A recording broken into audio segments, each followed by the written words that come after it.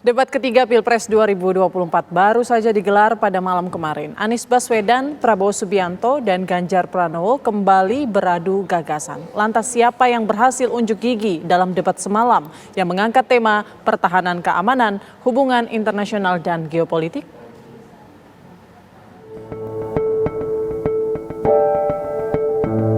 Debat ketiga Pilpres 2024 baru saja digelar pada malam kemarin. Anies Baswedan, Prabowo Subianto, dan Ganjar Pranowo kembali beradu gagasan yang ditawarkan jika nanti terpilih menjadi Presiden Indonesia.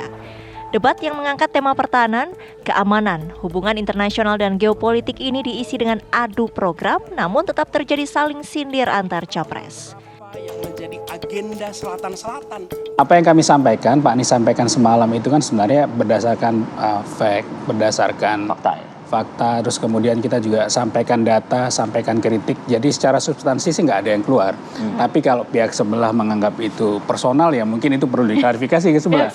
Sampaikan di awal bahwa penekanan kita terkait isu kemarin ada 3. Yang pertama kan kita harus adaptatif, kita nggak hanya menghadapi ancaman yang tradisional, tapi kita juga menghadapi ancaman yang non-tradisional. Itu beberapa kali pernyataan di berbagai segmen Pak Anies sudah sampaikan. Kemudian yang kedua, tentang Hankam juga banyak disinggung tentang bagaimana pengelolaan anggaran supaya lebih merata. Terus kemudian bagaimana Hankam ini juga bisa menjawab pertanyaan-pertanyaan yang selama ini jadi isu. Kemarin misalkan ada pertanyaan panelis tentang Laut Cina Selatan. Terus kemudian yang ketiga juga tentang anggaran. Kemarin juga banyak disorot. Dan saya rasa dalam batas koridor yang wajar, tidak ada yang menyerang personal, dan kalau itu dianggap personal ya mungkin bisa ditanyakan. Banyak yang data yang masih belum keluar. Bahkan kalau kita ingat semalam kan Pak Prabowo juga malah mengajak kedua paslon ini keluar untuk diskusi lanjutan. Tapi kan yang kita tekankan bahwa ya ini forum terbuka, diskusi semua orang melihat ini sebagai momen saat ini ya hari ini. PU ya harusnya dibuka datanya saat itu juga. Gitu. Pertama kita harus menyadari bahwa esensi debat adalah bagaimana caranya kita meyakinkan publik untuk memilih pemimpin dalam 5 tahun ke depan. Memang dari debat kemarin bisa kita bagi menjadi 2 parts mostly. Yang pertama adalah bagian substansi. Yang kedua adalah nanti yang kita mungkin akan bahas lebih dalam adalah serangan-serangan yang ditunjukkan kepada Pak Prabowo pada debat semalam, terutama oleh Pak Anies. Nah, kalau kita bisa mulai, kita mulai dari yang enteng-enteng dulu. Yaitu justru ini yang sebenarnya lebih penting, yaitu adalah masalah substansi.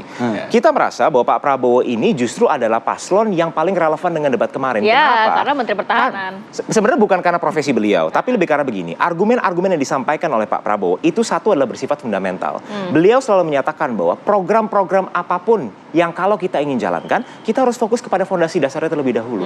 Artinya apa? Kita harus memperbaiki income negara terlebih dahulu. Melalui apa? Seperti yang disinggung, memperluas tax base, memperbesar tax ratio. Juga bagiannya adalah hilirisasi. Karena hilirisasi itu juga adalah bagian daripada pertahanan non-militer. Bahwa pekerjaan sehari-hari Pak Prabowo ini adalah sebagai Menteri Pertahanan. Morning briefing Pak Prabowo pun, itu makanan sehari-harinya adalah data.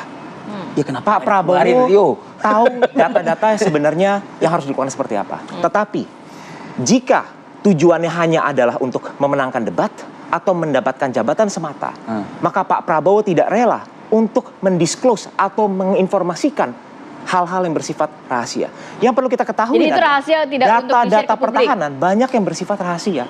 Makanya kalau kita termasuk ketahui anggaran tersebut. Termasuk anggaran, termasuk kekuatan alutsista kita, termasuk ada yang berargumen bahwa kita perlu mengeluarkan buku putih. Itu merupakan bagian daripada rencana strategis nasional bagaimana cara kita menjaga informasi tersebut. Debat berlangsung panas sejak awal. Capres 01 lebih dahulu memberikan kritikan pedas kepada Capres 02. Sementara Capres 03 menyampaikan pertanyaan sejumlah data terkait pertahanan RI yang merosot.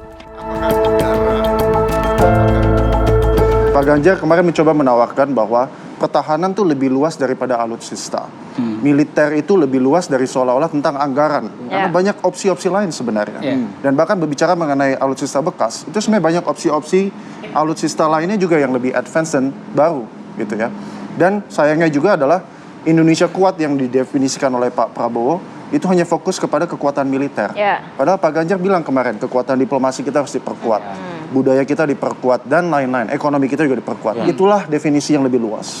Kita masyarakat perlu memilih presiden itu yang tidak hanya membawa nasionalisme sempit dan juga yang tentunya punya ide-ide segar dan inovatif untuk permasalahan bangsa, termasuk terkait dengan hubungan internasional. Dan saya kira Pak Ganjar kemarin sudah tepat untuk membawa itu semalam ya. Dan satu-satunya bahkan yang fokus untuk membawa solusi dan ide tadi gitu ya. Dan yang Setidaknya dimulai dari ASEAN ya kalau nggak salah tadi. dari ASEAN, bahkan revitalisasi ASEAN. Jadi penuh ide konstruktif untuk dunia internasional juga. Gitu ya. Dan mungkin bagi masyarakat juga perlu menilai presiden yang bisa menggaris kepentingan domestik dan internasional. Pak Ganjar di awalnya bilang bahwa dengan bertemu masyarakat, misalnya, dia melihat bahwa ada sinergi yang erat antara keputusan domestik dan keputusan internasional. Nah itu sangat cerdas dan saya kira mungkin daripada terjebak antara calon yang mungkin Yang lagi perang dingin itu ya. kurang dingin, yang satu fokus ke konsep dan gagasan, yang satu bingung atau tidak transparan dalam keputusan strategis. Jadi ke Anda gitu. 03 lah. Lantas siapa yang berhasil unjuk gigi dalam debat semalam? Tim TV One mengabarkan.